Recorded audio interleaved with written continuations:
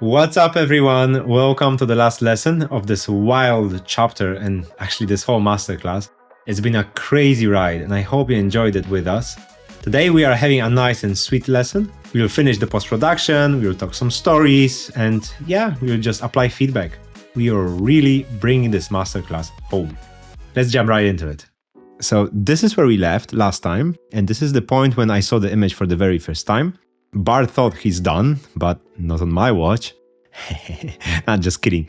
He wouldn't even think that he's finished after round one, so round one, there's always something. Anyway, that first impression, that initial contact with crystallized substance is a very important milestone when you work in a team or commercially. And I'm not gonna lie, I was blown away, We were on to something really powerful, something really unique. And after about 20 seconds, we got to our usual conversation. We started to talk about the image, identifying what's strong about it. And yeah, is there any hidden potential we can still bring up? And most importantly, is the story there? Is it clear enough? Looking through this lens, we thought that we could extend the marketplace, It could be more epic. You just arrive here, so it should look glorious, Full of people, carriages. And perhaps if we extend this marketplace, we could possibly lose the line of people there in the background, which feels a little bit off. Another thing, when we came back to our initial references, we realized we missed one thing. We lost the sense of getting close to the people in the foreground, so we decided to place some characters in the shadows, maybe camels, and also this could draw more attention to the hero and making him and the marketplace the focal point of this image.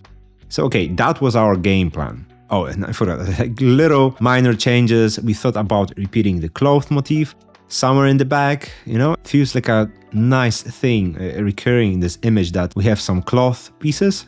So that was a small addition and reducing some volumetric effects in certain areas, but nothing major. So getting right into it, you already know the drill. I'm gonna let the video play and share some additional comments here and there whenever something interesting is happening. Hope you'll enjoy this last little process. First off, the foreground. Here we needed to step back and generate some additional people as cutouts. We already had plenty of them, but none of them actually fit. So after a couple of minutes, we had more than we needed and we started positioning them in the foreground. The first thing to take care of is, of course, the values.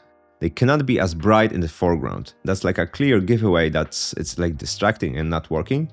So we need to put them in the shadows and keep in mind that there should be a big contrast between the light and the shadow. That's why we add a little bit of that light pop. It also helps with the light hierarchy. Besides the people, we also added the camel, which caused some additional work later, but that's fine. While we'll add it, we'll fix some minor imperfections. This rim light is a little bit annoying. It doesn't fit the scene, so we are trying to tone it down a little bit. We don't want to blend it too much with the background, so we need to be careful with the values. Eventually it works and we can maintain the definition of the edge and reduce the feeling of direct light, so that's fine. Great. Next up, we finally go back to the 3D scene, which seems to be the most difficult revision. We need to modify the scene and overlay this on top of our rendering, but it turns out that it's quite a simple task. We are copying a few elements to extend the square. We just copy those cards, people, and animals that we already had, and we keep going as quickly as possible. Here we go back to those unfortunate people, because something still didn't feel right.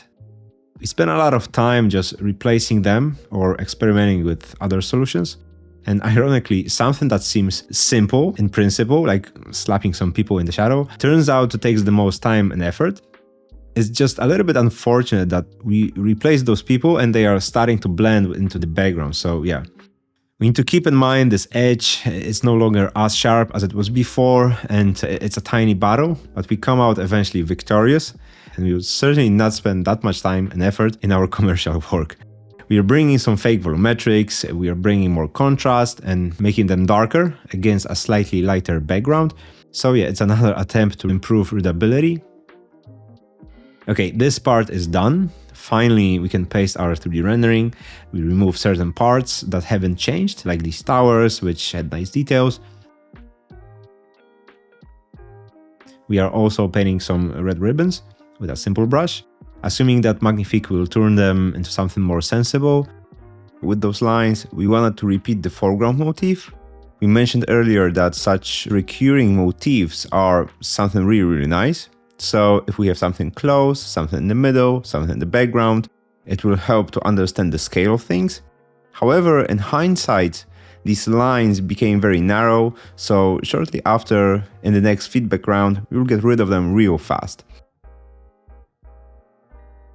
We are adding some artificial volumetrics again, a sense of depth, creating this misty effect.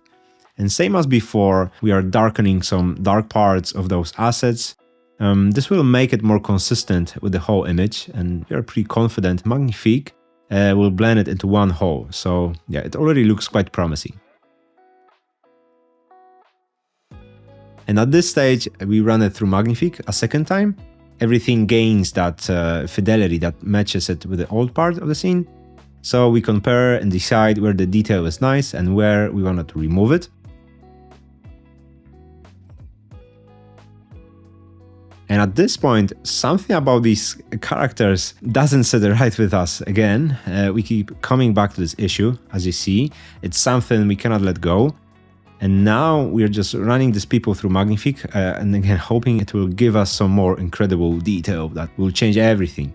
After a few variations and a few different resolutions, a few different upscales, as you can see here, it came back with some completely crazy hallucinations. But we are trying to extract something from each anyway. And in one of those upscales, we have this rim light very organically laying over the fabric, so we can mask the effect to gain definition of the fabric. With different resolutions and different creativities, Magnifique can give us different results, so we can definitely experiment with it if we feel something doesn't quite work. At this stage, we are making the final corrections. We are almost done. We run Magnifique the very last time, and at this point, we can suspect we will end up with something very micro contrasty with this HDR effect. So we won't use it as a whole image.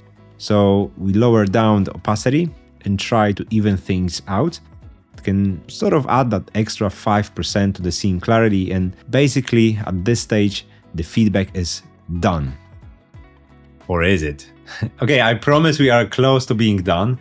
And have you ever heard of Let's Meet in the Middle, or the previous one was not that bad to begin with? Well, I'm not saying it happened here, but I'm also saying it totally happened here. So yeah, maybe it was a misunderstanding. You never know. But anyway, at this point, we were almost there. There were just a couple of little things we discussed, and Bart agreed with all of them voluntarily. So, okay, game plan, the second one, we had to throw some people away and position them in a way to introduce some compositional lines. So this is like a classic, the toilet left and right. We also removed the red ribbons and decided to repeat the clothes from the tower. And it all became clear real soon. That was the nasty image, explained it all. And once again, we are returning to the 3D space. We are rearranging these assets a bit to introduce more compositional lines, to make the tension lines more interesting in this scene. There was one vehicle in the scene that was kind of blocking the space single-handedly. Maybe in a grander scheme of things it wouldn't matter, but it makes sense for us, so why not to do it? We go back to the moment when we could still edit these people, and we move them so they form those lines. We remove the person on the right and basically return to the starting point. So now we only have to fix things on the left side. Fixing that rim light again, it's a little bit annoying, but yeah, it just need to be done. Adding much more rim light than before. We are brightening up the space behind the camo. That seemed to work the last time, so no second guessing this time. And now we are back to 3D render, focusing mainly on the square and introducing this geometric change so that the cards follow a curve. We are also going back, removing the red ribbons, and instead we are copying these fabric elements from the main portal. We want them to appear on the background structures as well. So we are copying these elements again to hang them on the poles in the background. And here the king of the design is having some sort of repetitions or like a recurring motif.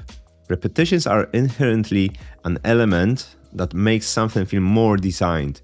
In our case, it's the color of the cloth and the color of the paint overs. They are like literally the same and they go hand in hand. You can also have the repetitions as, the same objects, but perhaps rotated 90 degrees and functioning as something else. Possibilities are countless, but yeah, just wanted to throw it out there that recurring motifs are king. And now we can transfer this fragment to Magnifique. It will blend everything together. We do the same Magnifique path for the foreground. We mask everything that is unnecessary. Additional vignette elements. And lastly, we run it through Magnifique again. We get that wild micro contrast, which is useless on its own. But by introducing it very selectively with a slightly lower opacity, we can decide where the detail will actually appear in the scene and which elements will come to the forefront, and yeah, which of them will be like more painterly. And although we did go back to the 3D stage, it wasn't on such a large scale. We mainly changed the wagons, and we are truly nearing the end of the work on the scene with just a few minor tweaks left, like a small gap in the beard, some minor details, but overall it seems like everything is set. And that's a done deal. So this is the final image in its full glory, and I absolutely love this piece. It would have never been possible if it was not for different AI tricks and high-level 3D, obviously. But yeah, I cannot wait to create another world. You know, what can I say?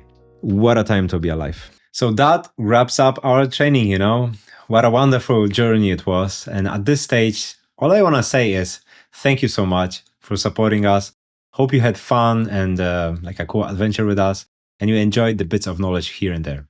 Once again, thank you so much, and hope to see you again in the future.